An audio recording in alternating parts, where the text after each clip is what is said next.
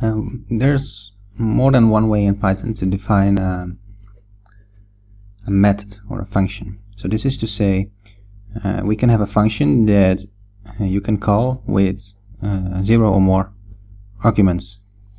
So let's just define a simple function.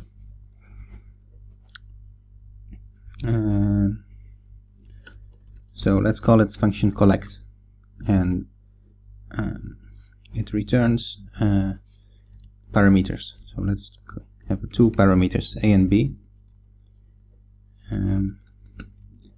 Then depending on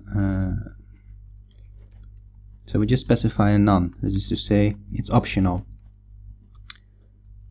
So then we can call it like this or like this. So this second parameter is optional, so we can call it in two different ways. So if b equals none, it would return only a. Otherwise, return a plus b. So let's output that. Two different ways to call the function, with one parameter and with two parameters, but it is the same function.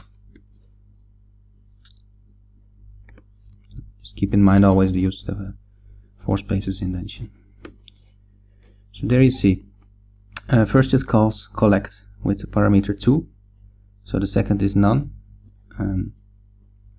B is none in this case, it's not specified. It's not specified, so it returns the first element, which is 2. Then it outputs 2. In the second call, collect, we have two parameters, a is 2 and b is 5.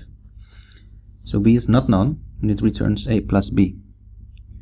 And this principle is called method overloading. So you have 0 or more optional parameters. If you want a third parameter, of course you will just specify c is none, or whatever you call that variable. In this case I just called it a and b, but you can name them anything you want.